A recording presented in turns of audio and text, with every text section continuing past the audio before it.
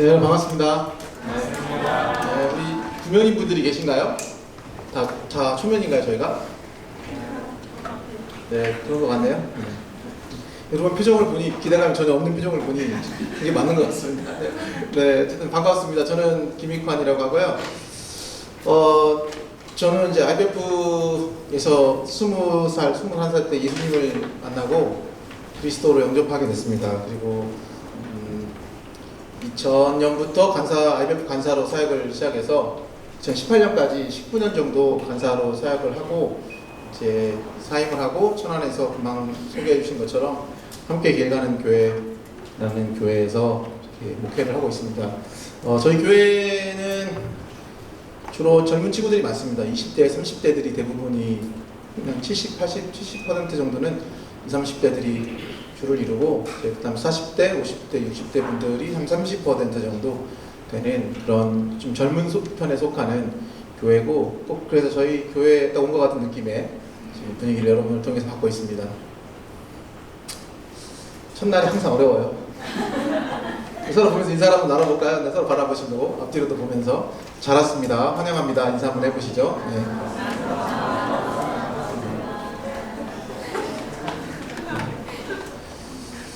네, 제가 요한복음 말씀 전하려고 하는데요. 요한복음 오늘하고 내일하고 내일 모레 3번 걸쳐서 요한복음 이야기를 여러분과 함께 좀 최대한 재밌게, 제 나름대로는 재밌게 그러나 또 진지하게 나눠보도록 하겠습니다. 요한복음 4장 3절부터 18절까지인데요.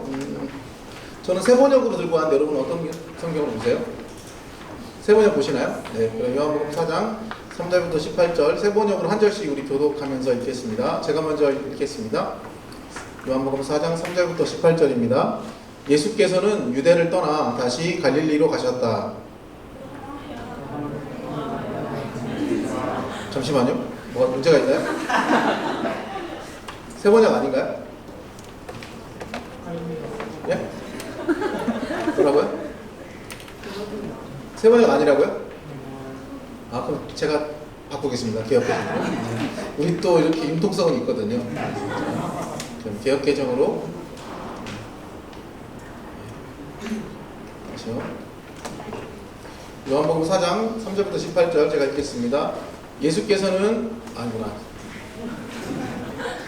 유대를 떠나서 다시 갈릴리로 가실새 사마리아에 있는 수가라는 동네에 이르시니 야곱이 그 아들 요셉에게 준 땅이 가깝고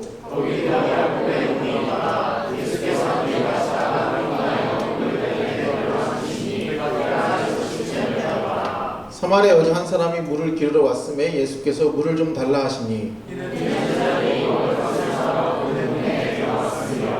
사마리아 여자가 이르되 당신은 유대인으로서 어찌하여 사마리아 여자인 나에게 물을 달라 하나이까 하니 이는 유대인이 사마리아인과 상종하지 아니함이러라.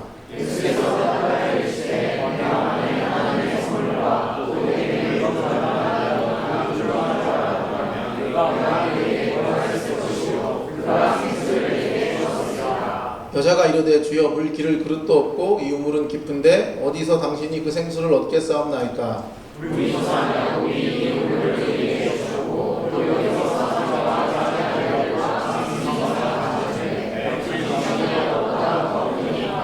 예수께서 대답하여 이르시되 이 물을 마시는 자마다 다시 목마르려니와 내가 주는 물을 마시는 자는 영원히 목마르지 아니하리니 내가 주는 물을 속에서 영생하도록 살아나는 생명이니라. 여자가 이르되 주여 그런 물을 내게 주사 목마르지도 않고 또 여기 물 기르러 오지도 않게 하옵소서.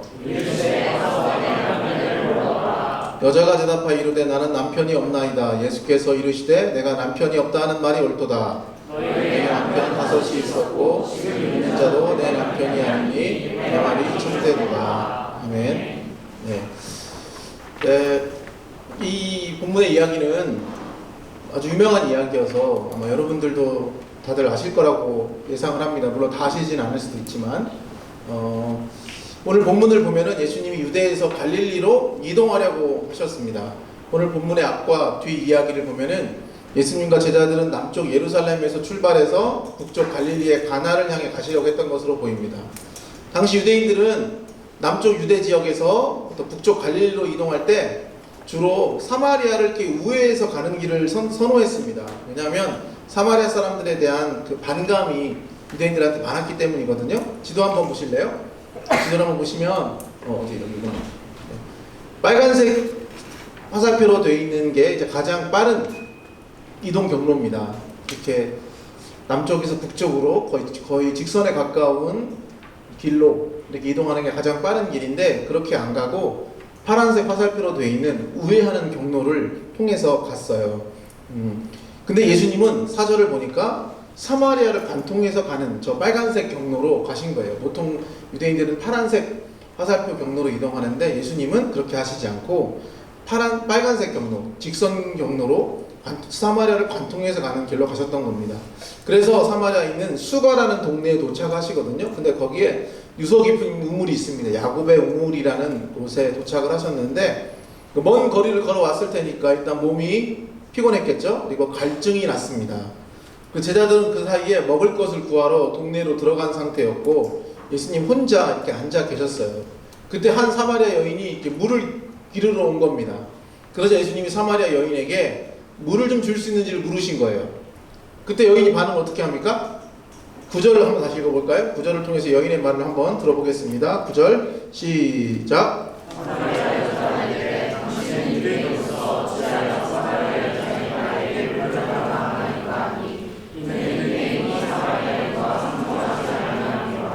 네, 여인의 대답이 느껴지세요?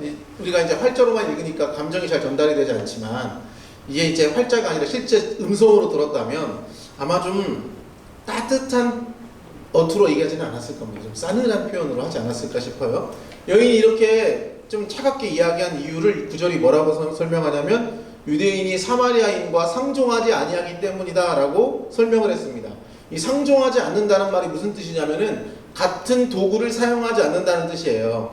그러니까 물을 마시려면 어떻게 해요, 여러분? 물을 마시려면 당시에 두레박 같은 게 있어야 되잖아요. 그릇으로 물을 퍼야 되는데, 이 두레박으로 물을 퍼야 되는데 이 여인이 가진 두레박으로, 사마리아 사람이 사용하는 두레박으로 유대인이 물을 마실 수는 없다는 얘기예요. 그들은 그런 정도로 같이 그릇을 공유하지 않았습니다. 도구를 공유하지 않는 사이였어요. 유대인과 사마리아 이 사이의 대립과 갈등은 꽤나 역사가 길어요. 이스라엘은 여러분 한때 두 쪽으로 갈라져 있던 거 아시죠? 분단 국가였습니다. 남유다와 북이스라엘로 갈라져 있었거든요. 남유다는 기원전 6세기 때 바벨론에 패배하고 포로로 사로잡혀 갔어요. 자, 그런데 그보다 앞선 기원전 8세기 때 북이스라엘이 멸망을 했는데 어느 나라에 멸망했게요? 네? 아수르. 누가 얘기했다. 아수르. 고마워요. 네, 일단 십자가 딱 걸고 와가지고 오늘 또 네, 좋습니다. 네, 종교 수행. 네. 북이스라엘은 그 아수르에 의해서 이렇게 멸망하게 됩니다. 사마리아는 근데 이 북이스라엘의 수도였어요. 아수르의 왕인 살만에셀과 그의 후계자였던 사르고는 북이스라엘을 정복한 후에 북이스라엘 사람들을 국외로 이주를 시켜요. 그래서 다른 피정복 민족들하고 결혼을 시켰습니다. 네, 이스라엘 사람들을 외국인들하고 결혼을 시킨 거예요. 근데 유대인들은 그 자신들의 순혈주의, 그 혈통을 되게 중요하게 여기지 않습니까? 아브라함의 자손이라고 생각하면서 이방인들하고 결혼하는 것을 금하기도 하고 그런 문화가 아니었어요. 근데 아수르 사람들이 억지로 이 사람들 강제로 국외로 이주를 시켜서 외국인들하고 결혼을 시킨 거예요. 왜 그렇게 했겠습니까? 이런 통원 정책을 통해서 민족 정체성을 없애고 민족성을 말살시키려고 한 거죠. 근데 그것으로도 모자라서 아수르 왕은 북이스라엘 사람들이 다 이주를 못하니까 남아있는 사람들도 있었을 거 아닙니까? 그 남아있는 그 사마리아 지역, 북이스라엘 지역에 남아있던 유대인들을 위해서 5개 이방 민족을 강제로 또 이주를 시켜요. 북이스라엘로. 그래서 그 남은 소수의 북이스라엘 사람들도 5개의 족속과 결혼하도록 만듭니다. 그래서 북이스라엘은 그 아수르의 의도대로 이스라엘의 순수한 혈통이 사라지고 완전한 혼혈 국가, 혼혈 민족이 되어버린 겁니다. 북이스라엘로 이주한 이방 민족들이 섬기던 종교도 흡수해요. 그래서 사마리아 지역은 이제 혈통적으로도 혼합 민족이 됐을 뿐만 아니라 종교적으로도 혼합 종교를 가지게 된 그런 양상을 띠게 된 겁니다. 반면에 남유다는 그보다 200년 뒤에 멸망을 했으니까 북이스라엘이 어떻게 이렇게 혼합 종교를 가지게 되고 혼합 민족이 되는지를 지켜봤어요. 민족성이 어떻게 사라지는 걸 본 겁니다. 위기감을 느꼈겠죠? 그래서 그들은 바벨론 포로기 동안 자기들의 혈통 보존을 위해서 되게 치열하게 노력을 해요. 우리는 북이스라엘처럼 저러면 안 된다. 그래서 철저히 율법을 지키기에 몸부림칩니다. 그리고 다시 이제 포로기가 끝나고 고향 땅으로 돌아왔는데 거기서 뭘 본 겁니까? 이제 완전히 혼혈 민족이 되어버린 여호와 신앙뿐만 아니라 다양한 신을 섬기는 혼합 종교를 가진 사마리아 사람들을 보게 된 거예요. 그래서 혈통을 중시하던 유대인 눈에는 사마리아 사람들은 더 이상 이스라엘 민족이 아닌 거예요. 우리는 이렇게 열심히 혈통을 보존했지만 사마리아 사람들은 결국 끝났구나. 쟤네들은 이제 유대인들이 더 이상 아니다. 쟤는 이제 이방 민족이나 다름없다. 그리고 하나님 백성도 아니다라고 그렇게 치부한 겁니다. 그렇게 규정해 버렸어요. 심지어 그 바벨론에 돌아왔을 때 남유다가 이제 바벨론 포로기를 마치고 돌아왔을 때 예루살렘 성벽을 쌓았거든요. 그때 성전을 재건하려고 할 때 누가 방해했는 줄 아세요? 이 사마리아 사람들이 방해를 합니다. 때문에 유대인들은 가뜩이나 사마리아 사람들에 대해서 비호감이었는데 자기들이 성벽을 재건하는 것을 방해하는 그 사마리아 사람들을 보면서 더 그들을 증오하게 됩니다. 그렇게 재미가 없는 내용들이라 저도 좀 속이 타네요. 이런 내용들을 별로 재미없을 것 같지 않고 흥미롭게 들리지 않을 것 같은데 건너뛸 수도 없고 말이죠. 그렇죠? 우리 구약에는 포함되어 있지 않지만 캐톨릭 성경에는 포함되어 있는 외경에 집회서라는 책이 있거든요. 집회서 50장 25절과 26절에 이런 내용이 있습니다. 한번 같이 읽어보실래요? 여러분 나눠드린 가이드북에 있을 텐데 집회서 50장 25절 26절에 읽겠습니다. 같이 읽겠습니다. 시작. 없어요? 저 안 적어졌나? 제가 읽겠습니다. 내가 마음으로 증오하는 민족이 둘 있는데 세 번째 것은 민족이라 할 수도 없다. 사마리아 산에 사는 주민들과 블레셋인들 그리고 세겜에 사는 어리석은 자들이 그들이다. 그러니까 뭐라고 얘기하냐면 내가 마음으로 증오하는 민족이 둘 있는데 한 민족은 뭐냐면 블레셋 사람들이에요. 또 한 민족은 누구냐면 사마리아 산에 사는 주민들, 세겜에 사는 어리석은 자들이래요. 이 사마리아 산에 사는 주민들, 또 세겜에 사는 어리석은 사람들이 모두 북이스라엘 사람들, 사마리아 사람들이었습니다. 그러니까 대놓고 유대인들은 사마리아 사람들을 증오해요. 근데 블레셋 사람들을 증오하는 것까지는 이해하는데 블레셋 사람들보다도 사마리아 사람들을 더 증오한대요. 유대인들이. 좀 웃기지 않습니까? 그래도 북이스라엘 사람들은 어쨌든 반쪽이긴 해도 자기들랑 같은 민족적 정체성을 가지고 있고 반쪽 혈통을 그래도 가지고는 있잖아요. 그런데 블레셋 사람들보다 더 밉대요. 유대인들은 북이스라엘 사람들을 이 정도로 싫어하고 증오했습니다. 그러니 사마리아 여인이 유대인 남자가 자기를 싫어하는지 알까요 모를까요? 사마리아 사람들도 여러분 우리가 사랑받는 것보다 미움받는 걸 더 금방 눈치채는 경향이 있어요. 아세요? 미움받는 건 금방 알아. 나 싫어하나 봐. 그런 느낌 안 받아보세요? 별로 누가 싫어하는 사람이 별로 없었나 보죠? 저는 그런 경우가 많거든요. 나 싫어하나? 자기 싫어하면 금방 알거든요. 사마리아 사람들도 유대인들이 자기 싫어하는 걸 너무 잘 알고 있었어요. 그런데 자기 동네에 그 유대인들이 나타나는 일 자체가 아주 드문 일이에요. 아주 드문 일입니다. 유대인들은 사마리아 동네에 나타나지 않아요. 근데 유대인 남자가 나타난 것만으로도 이 여인은 깜짝 놀랐을 겁니다. 근데 이 여인이 유대인 남자가 나타난 것도 놀라운데 갑자기 자기 보고 물을 달래요. 그러니 이 여인 입장에서는 굉장히 경계할 수밖에 없는 거예요. 거부감이 들죠. 그래서 왜 나한테 물을 달라고 하냐고. 당신 유대인인데 왜 나한테 갑자기 말을 거냐. 별꼴이야 재수없어 뭐 이런 반응이었겠죠. 그러자 예수님이 10절에서 이렇게 말씀합니다. 10절 제가 세 번역으로 읽어볼게요. 10절을 네가 하나님의 선물을 알고 또 너에게 물을 달라는 사람이 누구인지를 알았더라면 도리어 네가 그에게 청하였을 것이고 그는 너에게 생수를 주었을 것이다. 쉽게 말하면 이게 무슨 뜻이냐면 이런 거예요. 너 내가 누군지 알면 이렇게 함부로 말하기 어려울 텐데 내가 너한테 주려고 하는 게 뭔지 알면 도리어 네가 먼저 나한테 사정사정하게 될 텐데 말이지. 사실 내가 생수를 가지고 있거든. 이렇게 얘기한 거예요. 우리한테는 뭐 생수가 대단한 게 아니어서 뭐 생수 가지고 뭐 저렇게 생색을 내시나 싶겠지만 이 생수라는 건 말 그대로 살아있는 물이거든요. 근데 살아있는 물이 어떤 물입니까? 살아있는 물이 있고 죽은 물이 있나요? 살아있는 물은 어떤 물일까요? 고인 물은 썩기 마련이니까 썩은 물들은 죽은 물이라고 할 수 있겠죠. 그 반대로 살아있는 물은 어떤 물이겠어요? 흐르는 물, 깨끗한 물을 의미하겠죠. 그래서 이 생수라는 말은 유대인의 관용적 표현이기도 했어요. 생수란 깨끗하고 맑은 그리고 흐르는 물, 그런 물을 가리키는 관용어였습니다. 유대인의 고인물이 아니라 흐르는 물이라 마시기가 좋은 깨끗하고 신선한 물이었어요. 근데 이 중동 국가가 어떻습니까? 고대도 그랬지만 지금도 그렇지만 물 부족 국가인 이 중동 사람들은요, 어떤 물을 선호하겠어요? 맑고 깨끗한 물을 굉장히 선호합니다. 근데 사마리아 여인에게 예수님이 무슨 얘기를 한 거냐면, 내가 그런데 이 생수 깨끗한 물을 가지고 있다고 하니까 이 여인이 솔깃한 거예요. 근데 내가 이 동네에서 나고 자랐는데, 내가 이 동네에서 또 이 근처에서 그런 생수가 있다는 얘기를 들어본 적이 없는데, 이 동네 출신도 아닌 저 유대인 남자가 와가지고 자기가 생수를 가지고 있다고 얘기하니까 의심이 들지 않겠어요? 뭐야? 저 남자 뭐야? 나한테 지금 생수 플러팅 하는 거야? 왜 저래? 막 이런 느낌도 들었을 것 같아요. 그러면 예수님이 이렇게 얘기합니다. 너희가 길어 마시는 이 야곱의 우물물은 마시고 나면 목이 말라 다 또다시 길러와야 하지만, 내가 주는 물은 한 번 먹으면 영원히 목마르지 않는다. 내가 주는 물은 영원한 생명에 이르게 하는 샘물이다. 이렇게 당당하게 말씀하는 거예요. 너무 당당하게 얘기한 것 같아요, 생각에. 그러니까 이 여인이 너무 미심쩍은데 하도 당당하게 자기가 생수를 알고 있다고 하니까 이해는 되지 않지만 궁금하긴 한 거예요. 그래서 아니 진짜 그런 물이 있다는 게 말이 됩니까?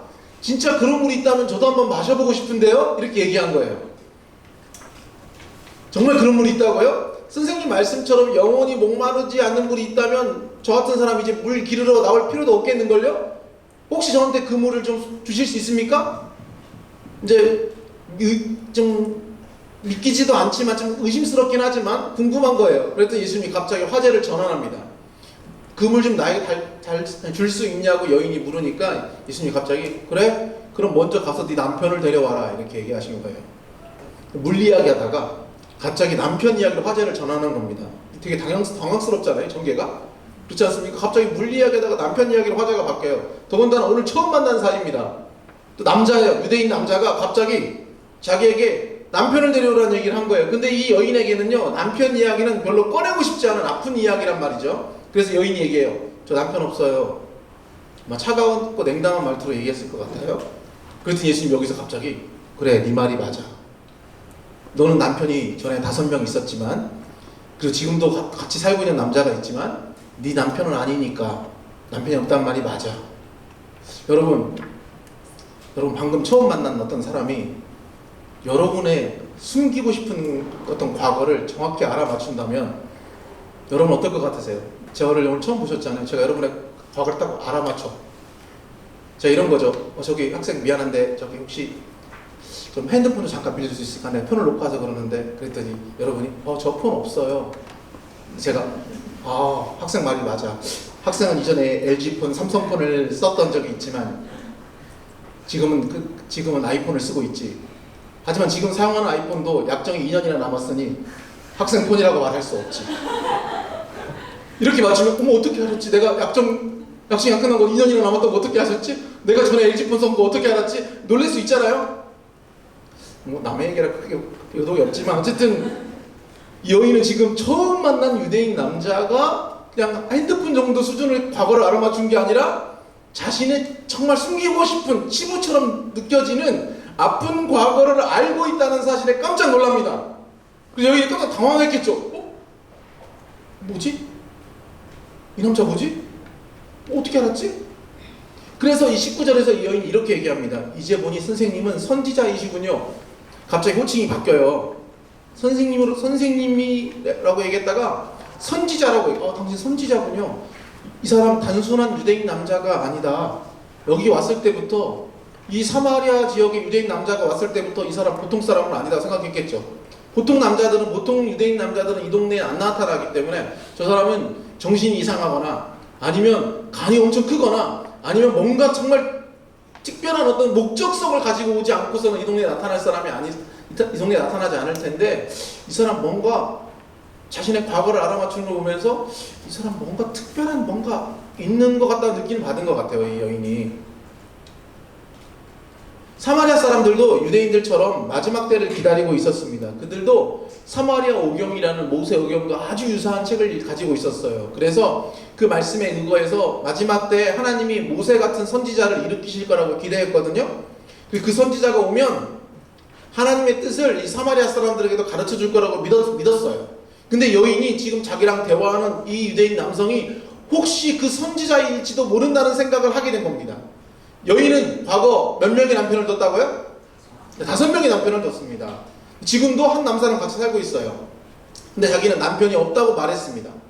자, 여러분, 이 여인은 과거에 어떤 삶을 살았던 것처럼 느껴지세요? 남편이 5명 있었고 지금도 한 남자랑 살고 있어요. 근데 그 사람도 남편은 아니래요.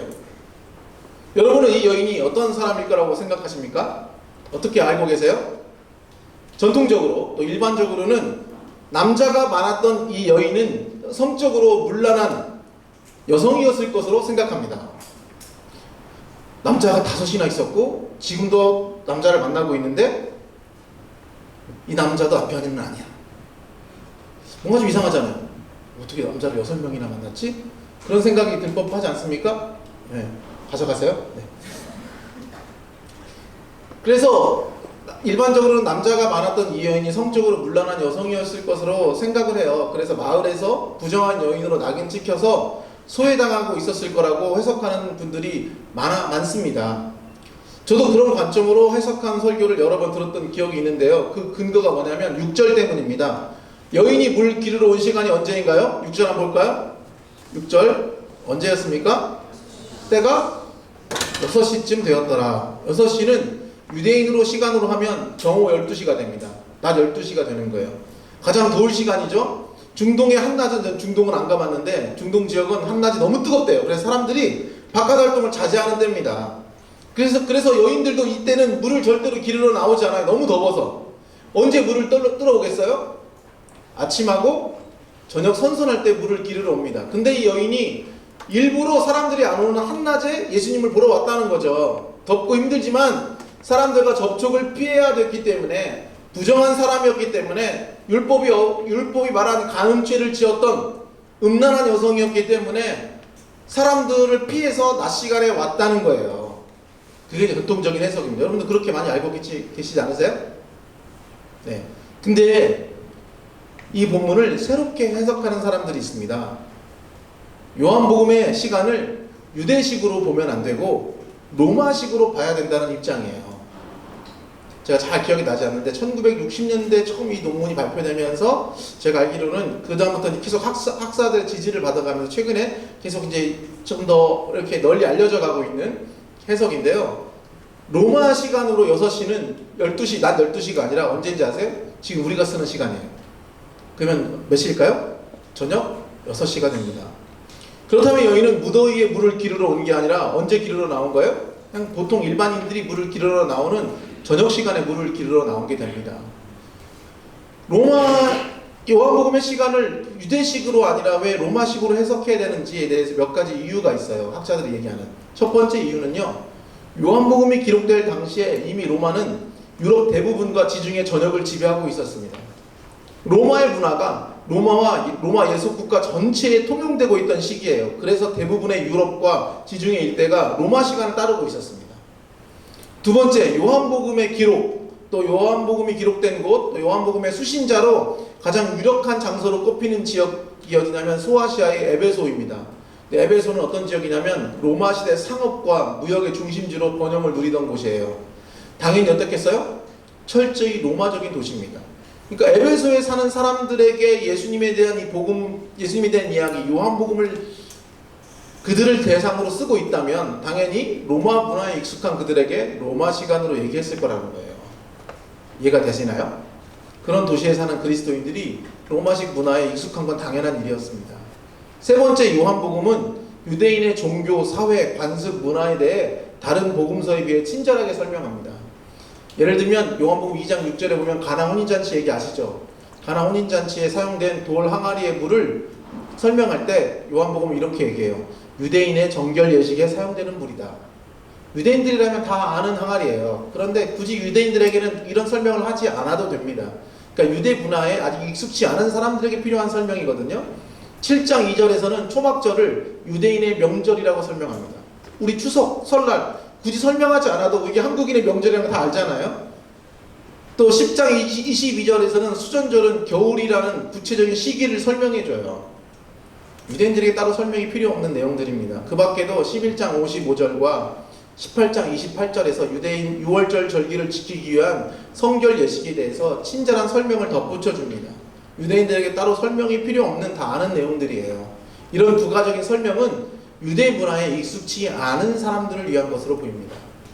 또 네 번째, 요한복음은 갈릴리 호수를 디베라 바다로 부릅니다. 이 디베라 바다는 로마 황제 티베리우스의 이름을 딴 명칭인데요. 이 갈릴리 호수에 대한 로마의 공식 명칭입니다. 유대인들에게는 게네사렛, 긴네렛 호수가 훨씬 익숙한 표현이에요. 그래서 로마식 그 명칭으로 호수를 부르고 있는 것도 이 로마 문화권을 염두한 표현이었을 것으로 해석하는 겁니다. 다섯 번째, 오늘 본문에서 제자들은 음식을 사러 갔다고 나오는데, 보통 여러분 요즘처럼 냉장이나 이렇게 보관하기가 어려운 시대잖아요. 그때는 점심은요, 여행을 떠나기 전 싸가는 경우가 많았어요. 여행을 떠날 때는 점심을 싸가요. 그런데 저녁까지는 나도 음식이 상하기 때문에 저녁은 보통 싸간 음식을 먹기 어렵고 바깥에서 음식을 구하는 경우가 많았대요. 그러니까 제자들이 지금 음식을 구하러 나간 건 낮 시간이보단 저녁 시간으로 보는 게 문화적으로도 훨씬 신빙성이 있다는 거예요. 이해가 되세요? 저는 개인적으로는 요한복음이 로마 세계에 익숙한 유대인과 이방인 청중들에게 기록될 책일 것이라고 생각해요. 그래서 여인을 한낮에 물을 기르러 온 여인이 아니라 다른 여성들과 같이 일몰이 시작된 직후 오후 늦게 물을 기르러 온 여성이라고 보는 게 더 합리적으로 보입니다. 여러분 PBS 혹시 배우셨어요? PBS 배워도 여기서 질문이 하나 떠올라야 됩니다. 그럼 그래요, 목사님이 로마 시간이라니까 제가 그런 줄 알겠습니다. 그런데 그러면 그 여자가 5명의 남편이 있다면 어떻게 설명할 수 있습니까?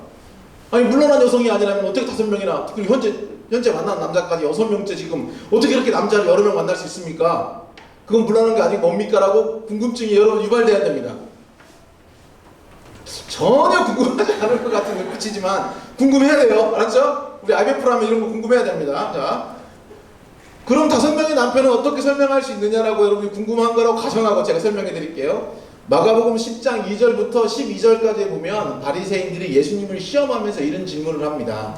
이런 질문이에요. 선생님, 남편이 아내를 버려도 됩니까? 그래서 예수님이 이렇게 얘기합니다. 모세는 너희에게 어떻게 하라고 가르쳐 줬느냐? 그랬더니 바리새인들이 얘기합니다. 모세는 저에게 이혼 증서를 써주고 아내를 버리는 걸 허락해 줬습니다. 그래서 예수님이 이렇게 얘기하시죠. 모세는 너희의 완악한 마음 때문에 이 계명을 써서 너희에게 준 것이다. 하지만 누구든지 아내를 버리고 다른 여자에게 장가드는 남자는 간음하는 것이다 라고 대답을 해주셨어요. 여러분, 바리새인들이 예수님을 시험할 때 어떤 질문을 가지고 나와서 시험했을 것 같으세요? 예수님에게 어떤 질문으로 시험하셨을 것 같으세요? 당시에 가장 이슈가 되는, 사람들 사이에서 가장 좀 화제가 될 만한 10월 27일 광화문 집회에 대해서 어떻게 생각하십니까? 그렇게 묻는 거죠. 현 정부에 대해서 어떻게 생각하십니까? 이렇게 예민한 주제에 대해서, 그리고 빠져나기가 곤란한 질문을 가지고 시험하셨겠죠. 그렇죠? 사람들이 관심 없는 주제 가지고 시험하지는 않았을 거예요. 사람들에게 관심을 끌만한 주제, 또 예수님을 이렇게 나락으로 보낼 수 있는 그런 현 시대 동시대 사람들의 아주 뜨거운 감자인 뜨거운 이슈를 가지고 질문을 했을 거예요. 그러면 유대 바리새인들이 예수님에게 남자가 아내를 버리는 게 버려도 됩니까? 버리는 게 가능합니까? 라고 물은 이유가 뭐겠어요? 그 당시에 사람들의 중요한 관심사이기도 했고 이슈였기 때문이에요. 당시에 이런 일들이 유대 사회에 만연했기 때문입니다. 당시 유대 사회의 바리새파는 두 종류가 있었어요. 힐렐 학파와 샴마이 학파라는 학파가 있습니다. 이거 재미없을 얘기만 해석하고 있는데 죄송합니다만 좀 들어주세요. 이거 듣다 보면 재밌어요. 또 이게 또 설명을 듣다 보면. 네? 그래야 또 본문 또 뒤에 얘기 다 따라올 수 있단 말이죠. 괜찮죠? 네. 샴마이 학파는 어떤 사람들이냐면 유대 율법을 엄격하게 문자 그대로 해석하는 사람들이에요. 근데 힐렐 학파는 좀 융통성이 있어. 유연하게 율법을 해석해요. 근데 샴마이 학파는 문자 그대로 하니까 어떻게 하겠어요? 이 이혼의 입장이 어떤 입장이겠어요? 남자가 모세는 우리에게 여자가 가늠하지 않는 한 절대로 이혼하지 말라고 했으니까 여자가 가늠한 게 아니라면 절대 이혼할 수 없다 이렇게 주장했어요. 어디가요? 샴마이 학파가 그렇게 주장했어요. 근데 힐렐 학파는 어때요? 좀 더 자유로운 해석을 했어요. 확대해서 해석했어요. 그래서 어떻게 해석했냐면 아니다. 그렇게 꼭 볼 필요가 없다. 가늠한 이유가 아니라도 이혼할 수 있다. 그러면서 어떤 이유들을 댔냐면 남자가 자기네 아내에게서 좀 못마땅한 점을 발견했을 때 이혼할 수 있다. 또 아내가 남편을 위한 요리를 망쳤을 때 이혼할 수 있다. 아내보다 더 나은 여자를 발견했을 때도 이혼이 가능하다고 가르쳤어요. 자, 그러면 여러분 생각에 당시 유대인 남성들은 누구의 이야기를 더 좋아했을까요? 절대로 가늠하지 않는 한 이혼할 수 없다와 아니다. 마음에 안 들면 언제든 이혼할 수 있다. 음식이 맛없다? 이혼할 수 있다. 더 예쁜 여자가 나타났어? 이혼할 수 있다. 또 뭐요? 못마땅한 점 발견했어. 당신 너무 내 스타일 아니야. 이런 거 너무 마음에 안 들어. 이런 단점이 있네? 이혼할 수 있다. 자, 누구의 이야기를 더 좋아했을 것 같으세요? 예? 여러분 당장 학교에서 교수님이 기말고사는 편하게 결정해도 됩니다. 여러분들이 보고 싶으신 분 보고 안 보실 분들은 안 보셔도 됩니다. 학점은 제가 알아서 편하게 드릴 테니까 걱정하지 마십시오 하는 교수님과 아니다. 무조건 시험 깐깐하게 봐야 학생들은 공부 열심히 하는데 중요하다. 무조건 열심히 해라 라고 했을 때 학생들은 어떤 쪽을 더 좋아할 것 같으세요? 예? 무조건 공부 열심히 해서 시험 어려운 시험 이렇게 봐서 테스트하는 그런 쪽에 선호하세요? 그렇지 않잖아요. 우리가 훨씬 우리에게 편하고 우리에게 더 좀 유리하고 또 우리 욕망을 구현할 수 있는 쪽에 더 선호하게 되지 않습니까? 마찬가지로 유대인 남성들도 샴마이 학파의 이야기보다 힐렐 학파의 이야기에 더 솔깃했습니다. 자기들의 본성을 어루만져 주는 이야기. 그러니까 아니 우리 힐렐 학파도 그렇게 얘기하지 않았느냐? 뭐가 문제되느냐? 전문가가 그렇게 얘기했는데 전문가들이 그렇다는데 그게 뭐가 문제냐? 그러면서 이제 이런 일들이 점점 보편화되기 시작한 거예요. 그래서 당시의 1세기 여성들은 쉽게 남성들에게 버려졌습니다. 고대 근동에 살던 당시 여성은 남성 중심의 사회였던 고대 사회는 여성은 직업을 가질 수가 없었어요. 혼자서 살 수가 없습니다. 그래서 남자들에게 의존해서 살 수밖에 없었어요. 아버지에게 의존하거나 남편에게 의존해서 살 수밖에 없었습니다. 일을 할 수가 없고 직업을 가질 수가 없었기 때문에. 그래서 남자가 없으면 생기를 이어갈 수가 없었어요. 그래서 이 여성은요 남자를 만나야 되는 거예요. 근데 남자가 자기가 이 남자를 만나서 결혼을 했는데 이 남자가 마음에 안 들어서 자기를 버렸어. 그럼 어떻게 되는 거예요? 먹고 살 수 있는 생존이 완전히 끊어지는 거예요. 생존의 모든 길이 닫혀버리는 거예요. 그럼 이 여성은 어떻게 되는 거예요? 살기 위해서 또 다른 남자를 만나야 되는 거예요.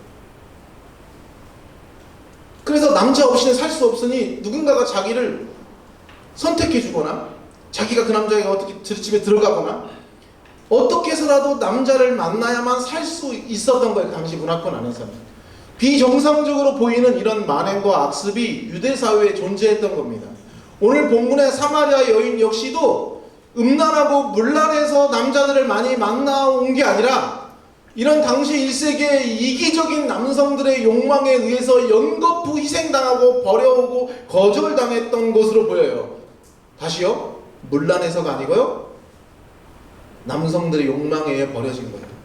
그런데 이 버려진 이 여성은 또 살기 위해 생존을 위해서 어쩔 수 없이 새로운 남자가 필요해요. 여러분이 만약 이런 여성이라고 생각해 보세요. 남자에게 버림당했어. 상처가 될까요? 안 될까요? 남성에 대한 신뢰가 생길까요? 안 생길까요? 안 생깁니다. 근데 2번, 3번, 4번, 5번 그런 경험을 했으면요. 남자라면 지긋지긋할 겁니다. 정말 꼴도 보기 싫을 것 같아요. 남자에 대한 기대를 하나도 하지 않을 것 같아요. 그런데 어때요? 그런데 목구멍이 포도청이라고 먹고 살아야 되니까 굶어 죽을 수 없으니까 정말 지긋지긋하고 싫지만 남자 옆에 붙어 있어야 되는 거예요. 오늘 본문 28절부터 30절까지 보면 여인은 예수님과 대화를 나눈 후에 이분이 그리스도라는 확신을 얻게 됩니다. 그래서 물동이를 버려두고 동네로 뛰어들어가요. 그래서 마을 사람들에게 이렇게 외칩니다. 내가 메시아를 만났다.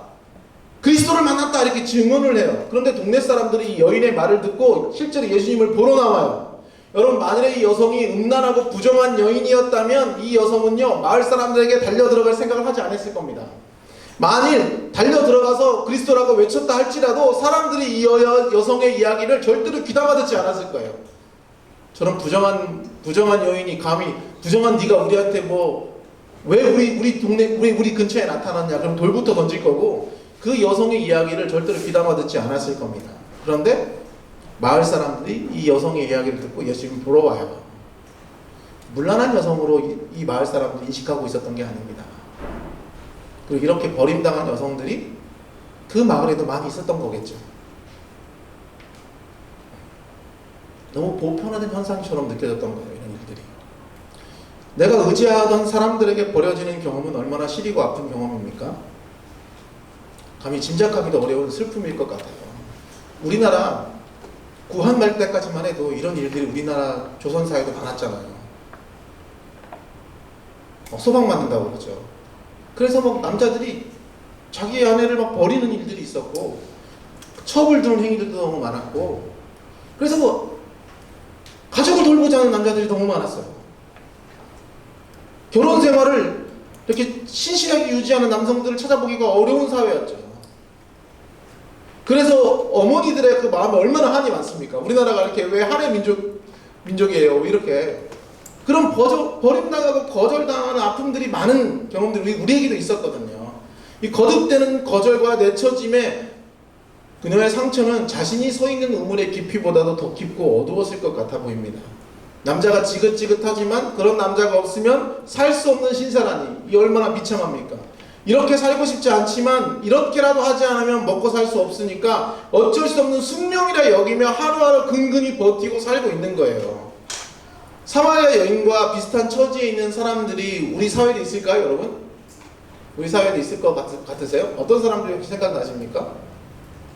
저는 이 사마리아 여인 이 본문을 좀 묵상하다가 이 여인의 이야기를 듣다가 떠오르는 사람들이 있었어요. 그게 누구냐면 이주 여성들이었습니다.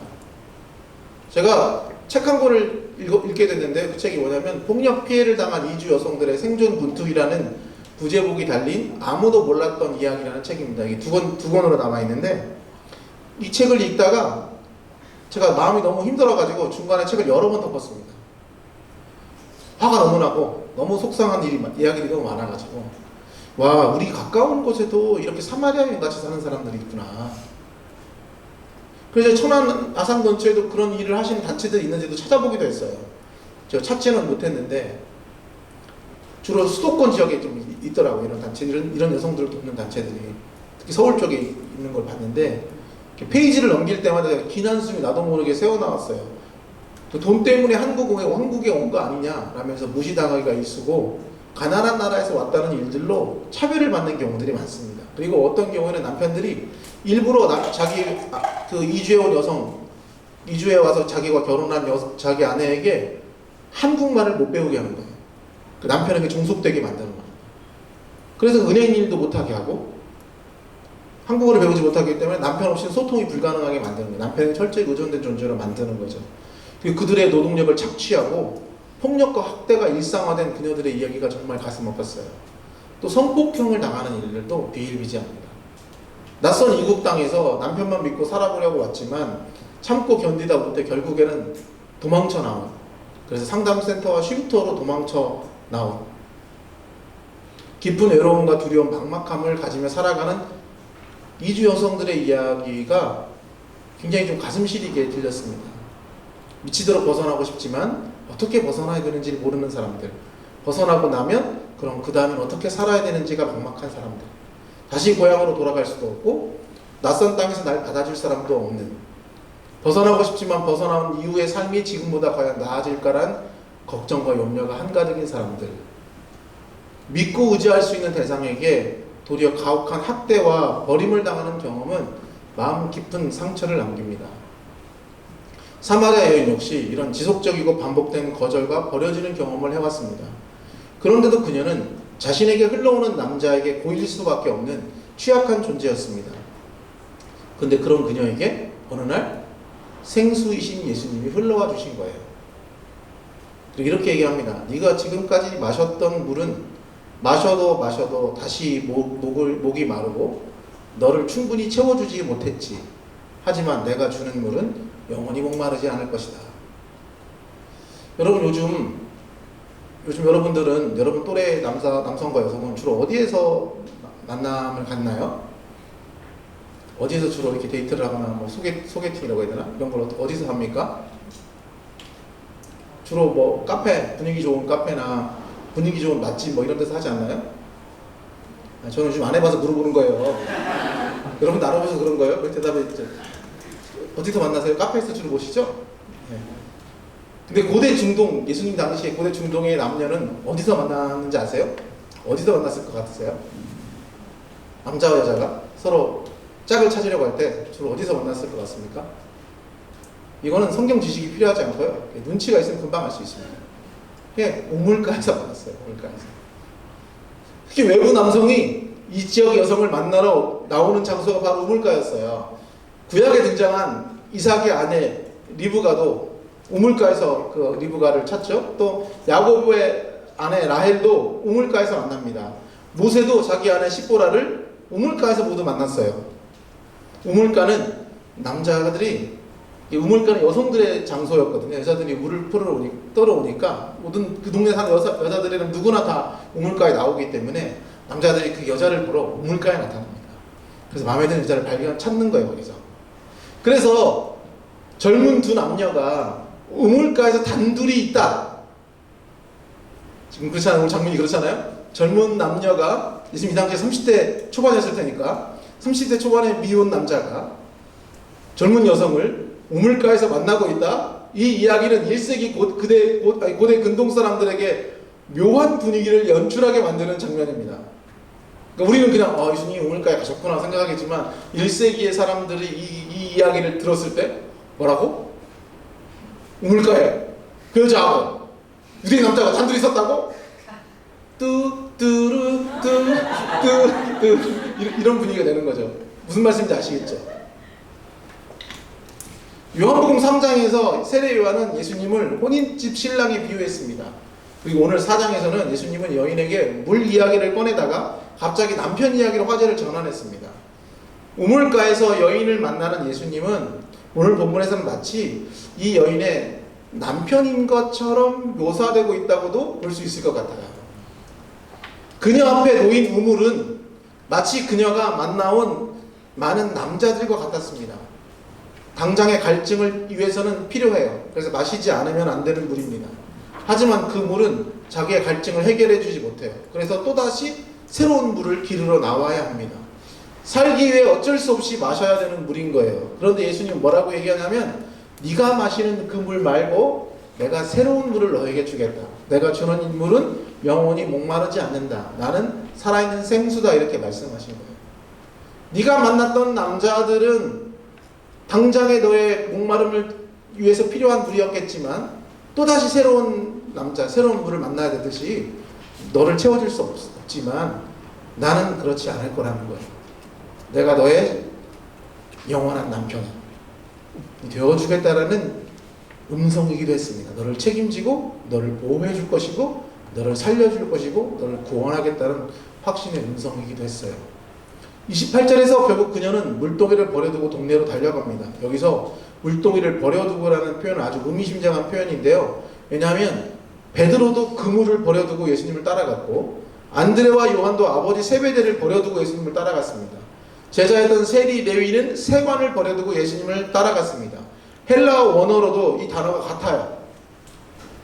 여기는 마치 제자들이 자신의 가지고 있던 것들을 버려두고 예수님을 따라갔듯이 이 여인도 자신의 물동이를 버려두고 예수님을 따라간 것처럼 묘사가 되어 있습니다. 오늘 본문이.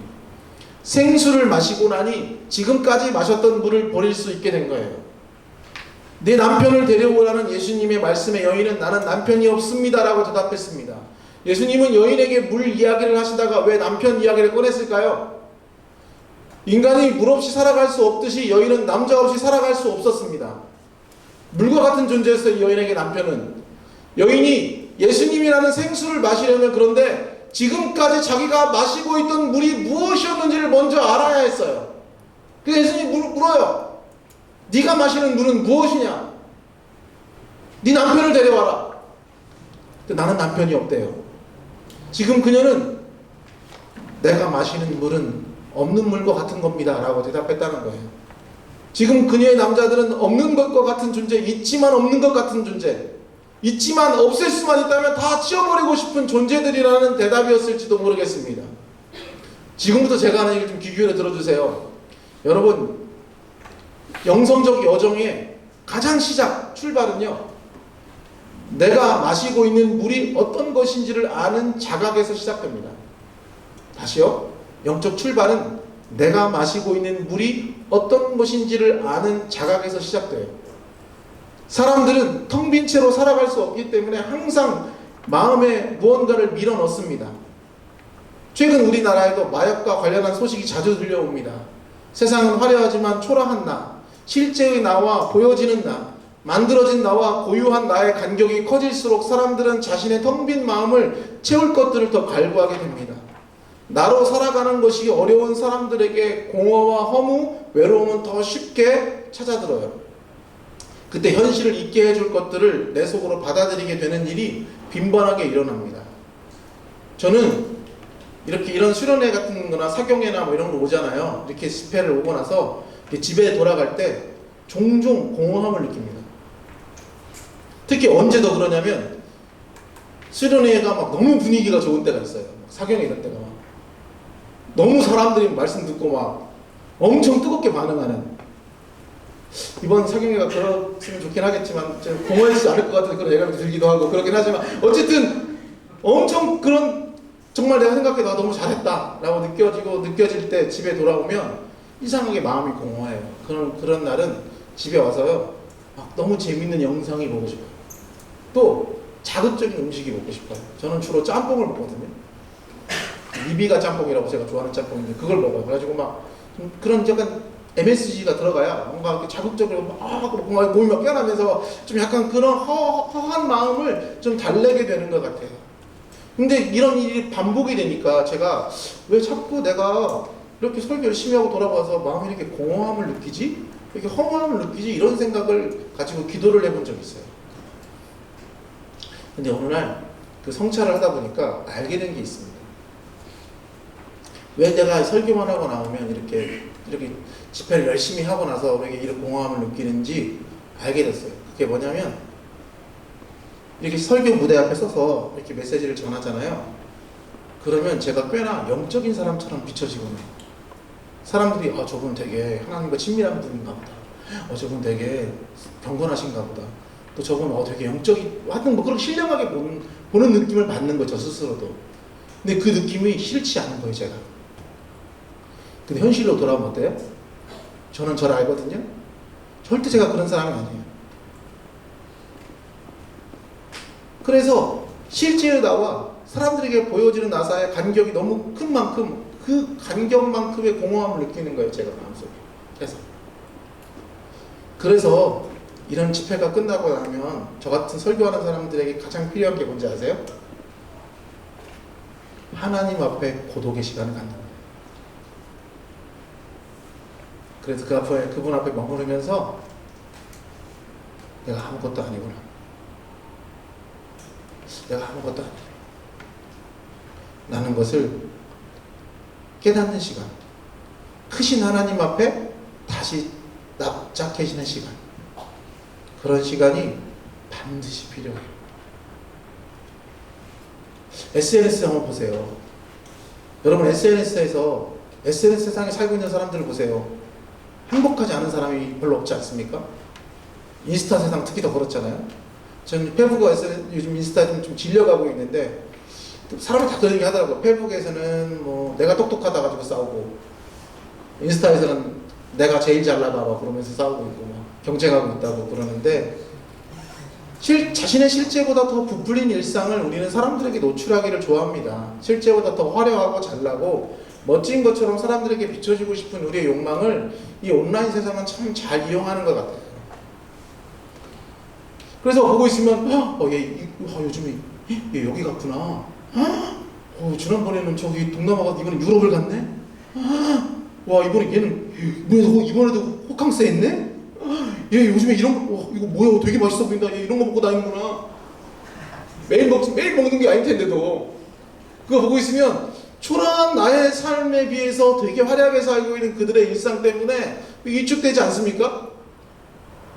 사실 보이는 게 전부가 아니라는 것을 알면서도 우리는 그 감정에 쉽게 이렇게 압도당해요. 삶이 버겁거나 무거울 때, 또 삶이 되게 초라하게 느껴질 때, 내가 너무 볼품없다고 느껴질 때 우리는 그런 자신의 납작한 상태를 견디기가 어려워서 우리 자신을 뭔가 채워줄 것들, 내가 그렇지 않다는 것을, 아니면 내가 그런 사실을 좀 잊게 해줄 무언가가 필요한 것 같아요. 사마리아 여인처럼 그래서 누군가를, 자기를 사랑해줄 사람들을 만나서 그걸 해소해 보려고 하는 사람들도 있습니다. 제 주변에는 쉬지 않고 연애를 하는 사람들이 있어요. 심지어 부적절한 관계를 끊지 못하는 사람들도 있습니다. 사마리아 여인이 의존할 수밖에 없던 남자들처럼 자기 생존을 위해 기대며 살아가는 것들이 있어요. 흔히들 이렇게 얘기합니다. 내가 이것 때문에 산다. 오늘 마시고 내일도 마시고 또 내일도 마시고 어느 순간 그것 없이 살아갈 수 없게 돼버려요. 내가 마시는 물이 무엇인지 아는 것에서 영적인 삶은 시작된다고 제가 말씀드렸습니다. 종교 생활에서 영적 생활로 넘어가는 출발점이 저는 여기라고 생각해요. 네 남편을 데려와라. 그 얘기는 너는 어떤 물을 먹고 있느냐? 그 물은 너를 구원해주고 있느냐? 그 물은 너의 삶을 행복하게 만들어주느냐? 과연 너는 정말 그것 없이는 살 수 있느냐? 네가 정말 그거 없이 살아갈 수 있느냐? 네가 마시는 물, 네가 기대고 있는 것, 네가 이것 때문에 산다고 말하는 것, 그게 무엇이냐? 그걸 데려와라. 그것이 정말 널 살게 해주는가? 그것 없이는 정말 넌 살 수 없는가? 내가 주는 물을 마시는 자는 영원히 목마르지 아니하리니 내가 주는 물은 그 속에서 영생하도록 솟아나는 샘물이 되리라는 예수님 말씀에 주님 그 물을 내게 주사 목마르지 않고 다시는 여기 물 기르러 오지 않게 해주십시오라고 우리도 말할 수 있는가? 박노해 시인의 무엇이 남는가라는 시가 있습니다. 함께 읽어볼까요? 박노해 시인의 무엇이 남는가라는 시 같이 한번 읽어보겠습니다. 이거 있나요? 가이드북에? 읽겠습니다. 시작. 무엇이 남는가? 정치가에게 권력을 보라. 무엇이 남는가? 부자들에게 은혜를 보라. 무엇이 남는가? 통치자에게 지혜를 배우라. 무엇이 남는가? 지식인에게 명성을 배우라. 무엇이 남는가? 때로는 원하는 것이 아무것도다. 그리하여 다시 나에게 영혼을 배우라. 나에게 사랑을 배우라. 나에게 지혜를 배우라. 그래도 내가 여전히 살아있다면, 그래도 여전히 내가 살아간다면 나는 누구냐? 나는 누구냐? 정치가에게 권력을 빼면 무엇이 남는가 한번 보라는 거예요. 아무것도 남지 않는 거예요. 부자들에게 돈을 빼보라. 무엇이 남는가? 아무것도 남지 않는다면 과연 그런 누군가? 성직자에게, 저 같은 목사들에게 직위를 빼봐라. 그 사람에게 무엇이 남는가? 지식인에게 명성을 빼봐라. 무엇이 남는가? 그걸 다 빼고났는데 아무것도 아닌 존재가 된다면 도대체 그는 누구인가? 그게 그 사람의 전부인 거예요. 직위, 돈, 명성, 권력, 그게 그 사람의 전부인 거예요. 그런데 영혼, 사랑, 정의를 빼고도 멀쩡히 살아간다면 그런 나는 누구인가라는 질문을 다시 던져보라는 거예요. 권력, 돈, 직위, 명성을 빼고는 텅 빈 존재가 되지만 영혼, 사랑, 정의를 빼고는 태연하게 살아갈 수 있다면 도대체 너는 누구인가? 라고 물어봅니다. 여러분에게 무엇을 빼면 여러분은 텅 빈 존재가 됩니까? 여러분의 존재를 떠받치고 있는 것들은 무엇입니까? 여러분을 살아가게 만드는 힘은 어디에서 나옵니까? 여러분 종교가, 여러분 믿는 기독교가 과연 여러분의 신앙, 여러분의 삶에 정말 중요합니까? 여러분 정말 신앙 없이 살 수 없습니까? 유튜브 없이 살 수 있잖아요. 할 수 없지만 우리가 하나님 없이 살 수 있을 것 같지 않으세요? 신앙 없이 살아갈 수 있을 것 같지 않으십니까? 유튜브를 빼고는 살 수 없을 것 같은데, 하나님을 빼고는 살 수 있을 것 같다면, 그러면 너는 누구냐? 그러면 너는 누구냐?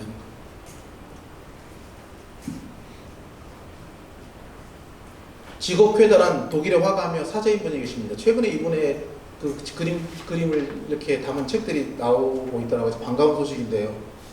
아마 여러분들 이분은 이름은 생소해도 그림 보면 어디선가 본 것 같은 그런 그림들을 그려오셨던 분입니다. 몇 가지 그림 한번 보여드릴게요. 첫 번째 그림입니다. 성경이 어떤 이야기를 정면으로 그린 걸까요? 네. 천지창조입니다. 천지창조. 다음 그림 보실래요?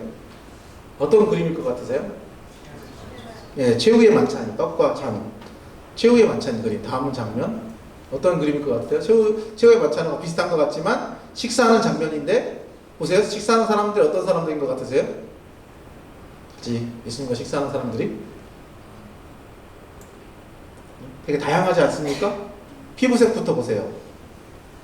성별도 보세요. 되게 다양합니다. 이 그림의 제목은 죄인들과의 식사예요.